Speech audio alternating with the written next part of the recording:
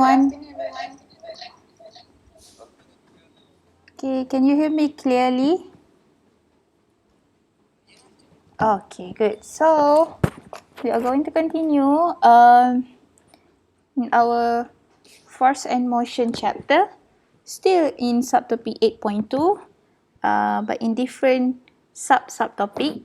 Okay, iaitu moment of force. So today we are going to learn about moment and force. And if we have enough time, I will also try to include pressure in our lesson today as well. If not, then we will have to uh, learn about pressure in our next class. Okay, so without waiting any longer, we should start with moment of force. Okay, so moment of force, I think this is the first time you guys learn about moment of force, isn't it? Betul tak? Okay, so moment of force is basically, okay, let's see, apa itu moment of force, okay? Let's see. Okay.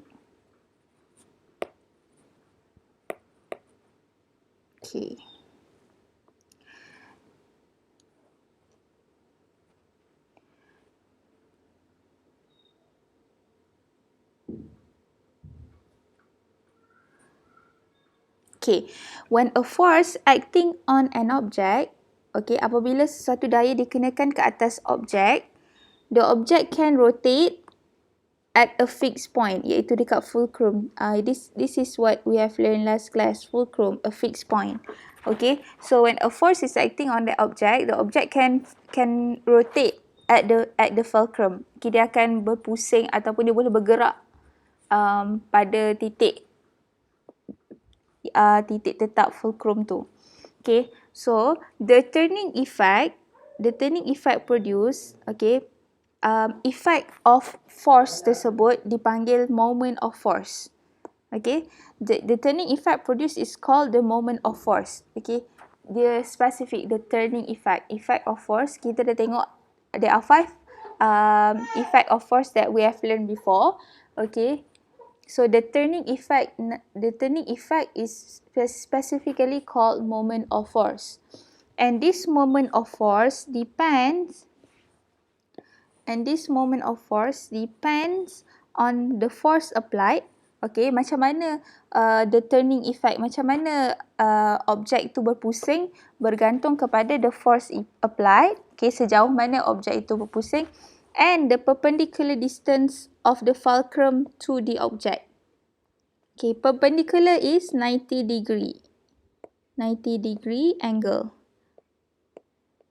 Perpendicular distance of the fulcrum to the force. Okay, maybe you don't really get what it means if by the words. Okay, so kita tengok, so we will see an example of it. Okay, kita akan tengok example.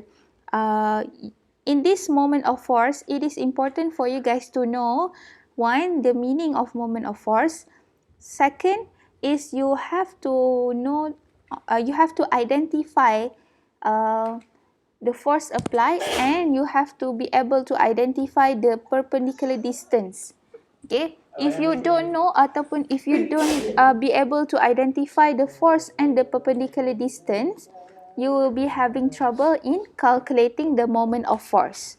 Okay, let's see, kita tengok example. Okay, for examples here, in this picture here, we have a fulcrum, a fixed point. So this is the fulcrum, a fixed point, and then we have our object. This is our object, and then we apply a force to our object. So we apply a force to object towards downwards direction. Okay, we apply force, and then the object turns. Okay, we can see that the object turns. Okay, this turning effect is called moment of force. Okay, it's called moment of force. So in this picture, I've told before, you have to be able to identify two things. One is the force. So it's easy. You can see here, this is the force. You just have to know the magnitude of the force. and that is usually given in a question. And the second one, you have to be able to identify the distance. Okay, let's see. What is the distance? The perpendicular distance of the fulcrum to the force. Okay, if you want to be able to easily identify the distance, you just have to identify fulcrum and then force. Okay, this is the fulcrum, this is the force, and you make it perpendicular. So you draw one line towards the force and one line towards the fulcrum, and if it is perpendicular, this is the distance between the fulcrum and the force. Between the fulcrum and the force. Okay, let's see example number 2. For example number 2, we have a door. Okay, this is our fulcrum. Okay, the ones that holds the door, right? Okay, this is our fulcrum. And then you apply a force. This boy try to open the door. You apply the force towards this direction. So this is our force. Okay, we can easily identify force. Check. Second one, we have to identify the distance. And then remember, the distance is between the fulcrum and the force. It must be perpendicular, 90 degree. Okay, identify the fulcrum. Here is the fulcrum. Here is the force. How are we going to get the fulcrum to the force? It must be towards this direction. And how are we going to go towards fulcrum from the force? It have to be this direction, and it is 90 degree. So the distance between fulcrum and the force is this distance. Okay, fulcrum, force.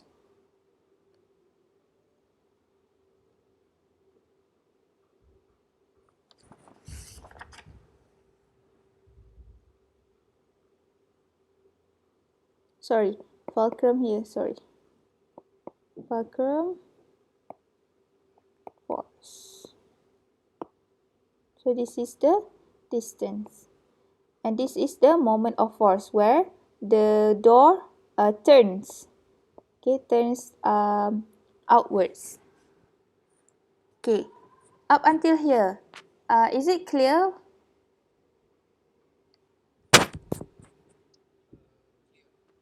Clear. Anyone else? Clear. Okay, so why did I tell you it is important for you guys to be able to identify the force and the distance between the fulcrum and the force? It is because the two things are needed to be able to calculate the moment of force. Okay, moment of force ni the turning effect tadi, kita nak calculate the turning effect. Effect dia tu sebesar mana. Okay, so in order for us to calculate the moment of force, we have to be able to identify the force and the distance between fulcrum and force perpendicularly. Okay, so moment of force, the unit is Nm. N is for Newton, the unit for Newton. M is for meter. Okay, so the unit for moment of force is Newton meter. Okay, sekuat mana dan sejauh mana turning effect tersebut. Itu adalah moment of force. Okay, nilai moment of force. Okay, so moment of force, how to calculate moment of force is, we have to take the magnitude of the force in Newton times with the distance from the fulcrum to the force in meter. The distance must be in meter, and then you times those two and you will get the moment of force in unit Newton meter. For example, this example figure 8.2.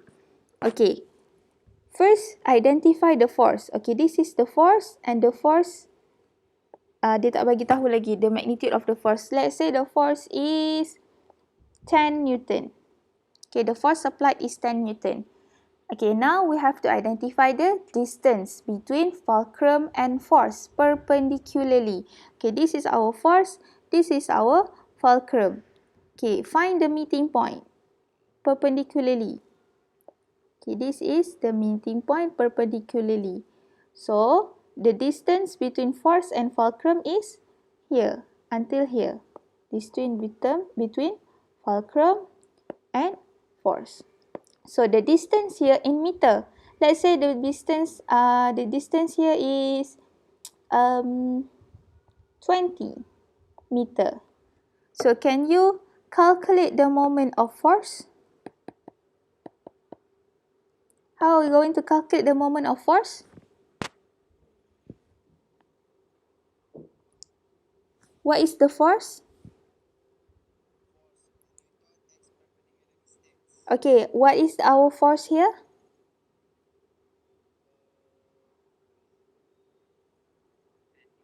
Good, 10 Newton. Okay, times with the perpendicular distance. What is the distance here? 20 meter. Good. So, you times that, you will get?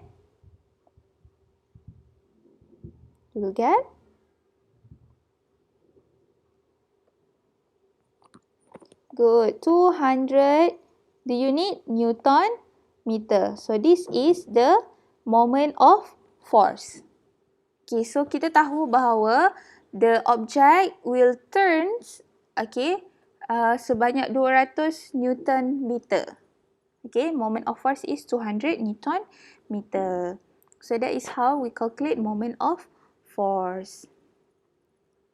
Okay, for example, this one. Oh, this one, the one that I shown you. Okay, let's say here. Sama juga. Let's say we have this example. So we know to calculate the moment of force, we have to find the force and we have to be able to identify the distance. Okay, so the force here is given 50 Newton. So 50 Newton times with the distance. Okay, I will show to you how to identify the distance repeatedly because I myself found it confusing sometimes to find the distance. Okay, that's why I'm telling you again. Okay, to be able to find the distance, we first must identify the fulcrum and our force. So the fulcrum and the force, and then we have to join them perpendicularly. Join them perpendicularly, and then the distance is between fulcrum and force. So this is our distance. Okay, why is it not this distance? Why is it not this distance?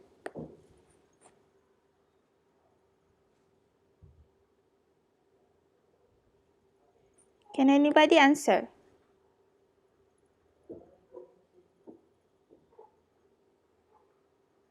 Can anybody answer my question? Why is it not this distance?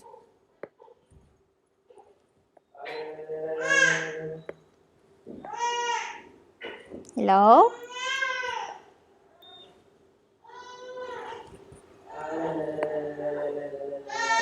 Hello?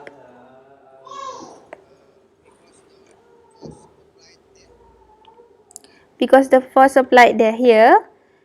Okay, tapi kalau kita buat garisan pun, this is force, this is garisan force, this is garisan fulcrum. Why? Why do you think it's not that line? Kenapa tak boleh tukar warna ni? Why?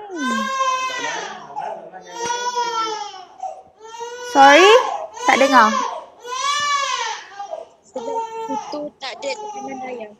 Sebab situ tak ada tekanan daya. Okay, it can be that, but you can still confuse between fulcrum and the force. So the answer is because of the moment of force. Where is the turning effect? The turning effect is here. That's why the distance is here, not this one. Okay? The turning effect is here. Okay? Boleh Alright. The distance given is 20 centimeter. Now, you must change first the distance into the correct unit. Okay, the unit that we need is meter. So 20 centimeter, in order for us to change into meter, we know that 100 centimeter is equal to 1 meter. So 20 centimeter is 0.2 meter. So you have to times with 0.2 meter. Then you will get 10 Newton meter. This is the correct one. If you just times 50 Newton times 20 centimeter, you will get 100 Newton centimeter. This is incorrect because this is not the correct unit for moment of force. Okay, boleh faham why you have to change the unit? Boleh faham kan? Boleh. Okay. Can you give me 1 to 2 minutes? My baby is crying. Kejap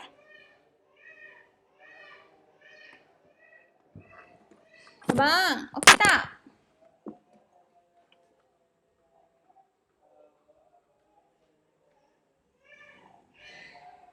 Dia marah kenapa?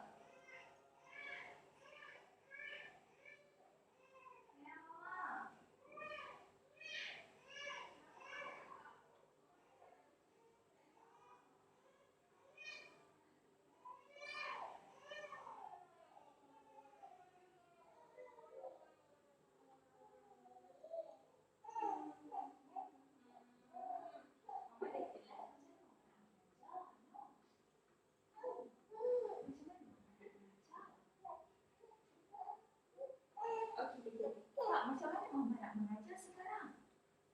Mama ada kelas. Ni dah nyata sangat dah ni. Alright, you guys still with me? Yes. Okay, alright. Let's go through. Next example. So next example, still calculate the moment of force. So we have, let's say, kalau tak boleh tengok lagi kan. Okay, force time perpendicular distance. So the force applied is berapa? From the picture, the force applied is 10. 10 Newton, good. Times with the perpendicular distance from the fulcrum to the force. This is the fulcrum, this is the force. Okay, this is easy sebab dia sekali je. So this is the distance, 15 cm. So how much what is the perpendicular distance from the fulcrum to the force in meter? 1.5. Good, 1.5 meter. So you just calculate and you will get 15 Newton meter. Okay, easy. Betul kan? Senang kan?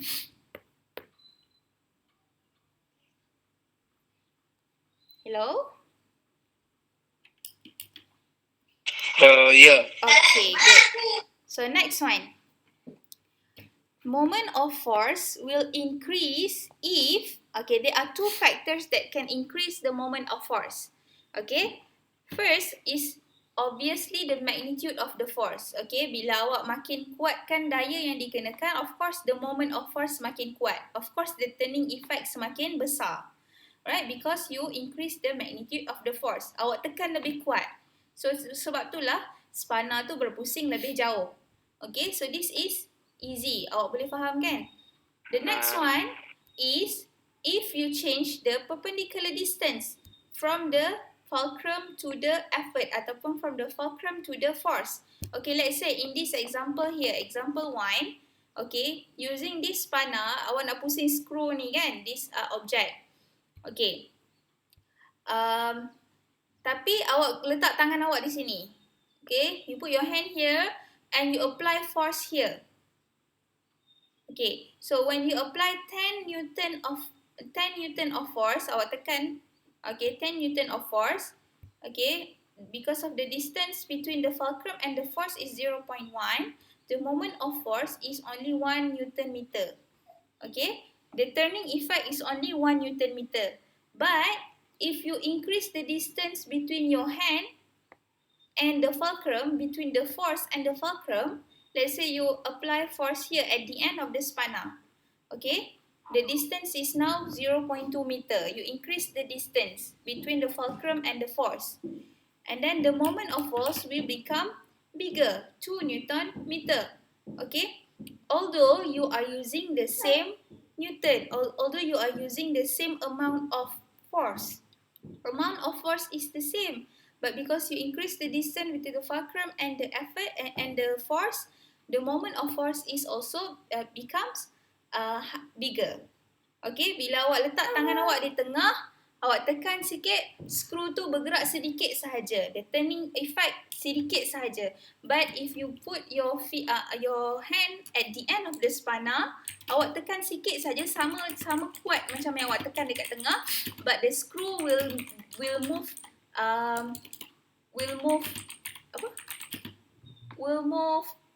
banyak lagi. Skru tu akan berpusing lebih banyak. The turning effect will be bigger. Okay, because you increase the distance. Okay, so either tu, sama ada awak increasekan the force ataupun awak increasekan the distance, you can always increase the moment of force. Awak boleh increasekan the turning effect of the object. Okay, either tu. Tak kisah awak nak increasekan force ataupun awak nak increasekan distance. Tapi kalau kita increasekan dua-dua, boleh tak? What will happen if you increase the magnitude and you increase the distance as well? What will happen to the moment of force? Newton meter akan lebih rendah. Lebih rendah? Perpendicular rendah. Perpendicular lebih rendah? Okay, listen to my question again. What will happen to the moment of force if you increase your magnitude of force and you increase the distance from the fulcrum and the force as well? What will happen to the moment of force? Will increase. Will increase lebih tinggi. Increase. Dia akan increase. Meningkat. Yes, dia akan meningkat lebih tinggi. Okay, let's see here. Moment of force is equal to Newton times meter. Kalau awak increase Newton, moment of force pun increase. Kalau awak increase meter, distance, moment of force pun increase. If you increase both, moment of force akan lebih tinggi. Okay, so salah satu pun boleh, nak increase dua-dua pun boleh. Okay, in order to get a bigger moment of force. Okay, sampai situ boleh faham? Can we proceed? Yes. Yes, okay, good. Sekejap saya tengok kat message kalau ada apa-apa yang saya tertinggal.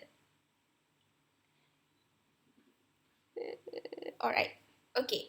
So next one, kita masuk balik kepada lever. Okay, if you can remember, fulcrum lever have three parts: fulcrum, load, and effort. And dekat load and effort, kita ada daya. We have force. Load ada weighing force, effort ada pushing force yang kita tekankan. And then we can also calculate moment of force. Silap tu. We can also calculate moment of force in a lever. Because kat lever ada fulcrum. Okay? So, sama juga, how are we going to calculate the moment of force in a lever? Kita hanya perlu identify the force and the distance. Okay. Cumanya, okay, because in a lever we have two type of force. We have load and effort. So we have two moments of force. Okay, kita ada two moment of force. Kita ada distance, kita ada this moment of force. Mana, where's mine? We have this moment of force and we have this moment of force. So the principle of lever said, okay, the moment of force for the load is equal to the moment of force for the effort. Okay, moment of force for the load must be equal to the moment of force of the effort. Okay, let's see. Mari kita tengok example. For example, a seesaw. Okay, we have a seesaw and we have wei hong. Katakan kita wei hong ni kita letak sebagai load.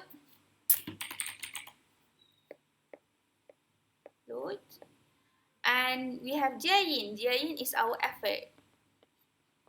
Okay. So, the principle of lever said the moment of force for load must be equals to the moment of force for the effort. So untuk lever ni jadi balance, okay, the moment of force mesti sama. Okay, the moment of force mesti sama sebab tu dia balance. So the question asks, what is the distance of Jiayin from the fulcrum? Okay, Jiayin from the fulcrum so that the seesaw is balanced.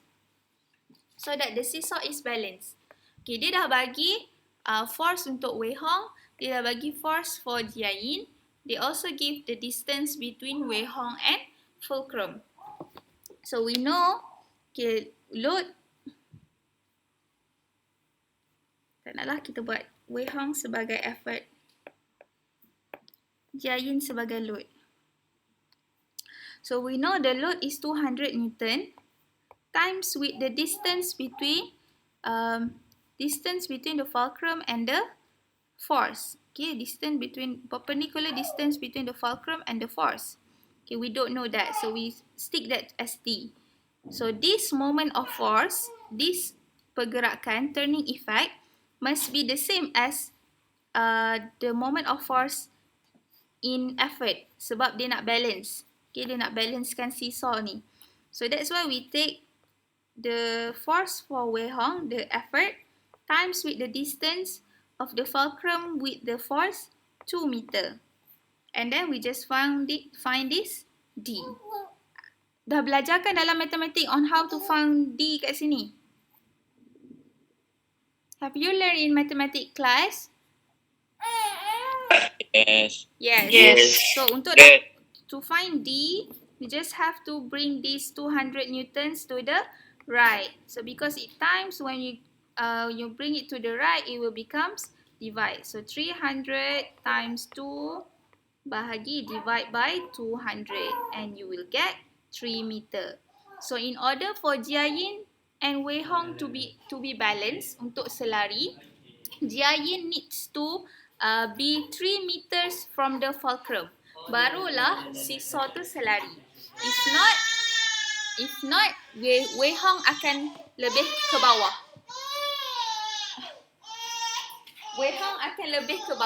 Alright? Boleh faham?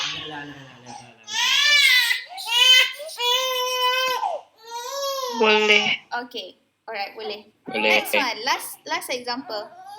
Okay, last example. Okay, we use lever untuk, okay, remember last class we said that lever is used to easier our work, to make our works easier and to minimize the force needed, right?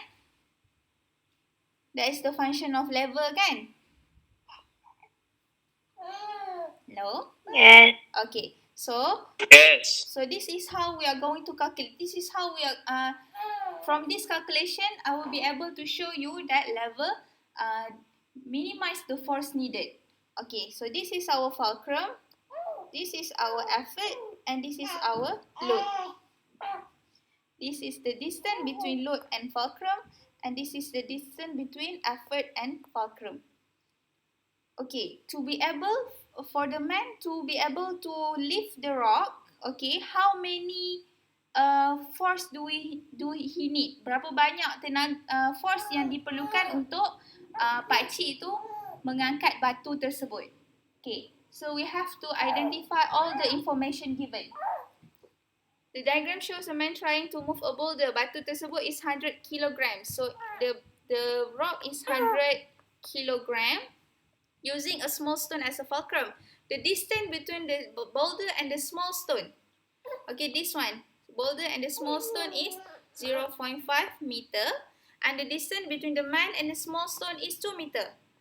Small stone and the man is 2 meter. Calculate the effort required. Meaning how much effort downwards required.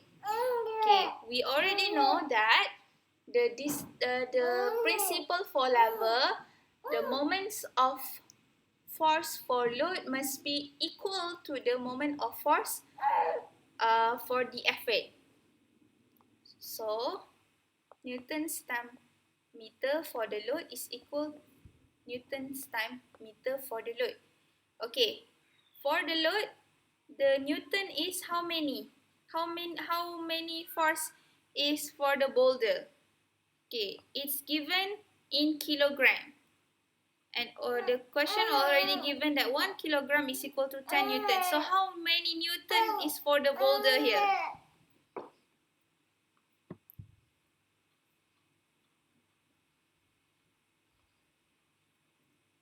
Hello? Yes, 1,000. 1,000. Okay, because 1 kilogram is equal to 10 Newton, 100 kilogram is equal to 1,000 Newton. So 1,000 Newton for the load. And the distance of the load from fulcrum is given 0.5. Okay, this is what we are going to find. Okay, the force effort, the effort that the man needs. And it is given the distance between the man and the fulcrum is 2 meter. And then sama juga macam tadi, you bring this 2 meter to the left, maksudnya kena bahagi. So, Newton is 1,000 Newton times 0.5 meter over 2 meter. And then you will get the Newton for the effort is 250 Newton. Boleh? Boleh faham? Faham. Okay, so that is all that you need to know in moment of force. So let us recap. In moment of force, you have to be able to know the meaning of moment of force.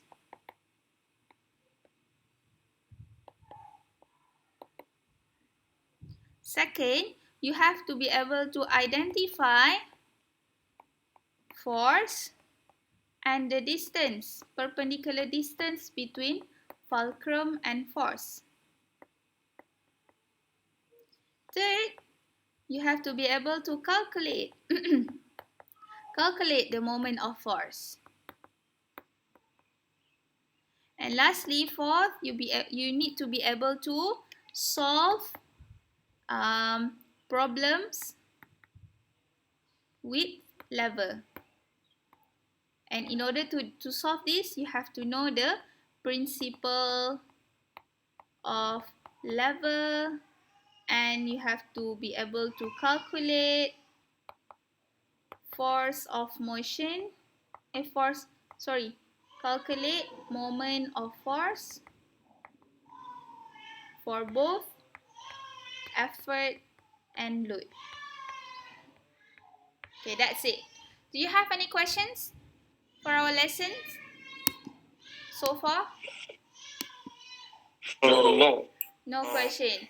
Okay, since it's already 2:43 and my son is crying, I think we should stop here first. Okay. I will give you quizzes link for moment of force. You do that. Okay. And then as usual, screen cap your marks and upload it in your WhatsApp group. And then we will continue with pressure in our next class. Okay, so before you leave this Google Meet, please write down your class and your name in the chat box, and then you may leave this Google Meet. Okay, if you don't have any question, write down your name and you may leave, and I will give you the link for the quizzes after this. Okay, thank you, class.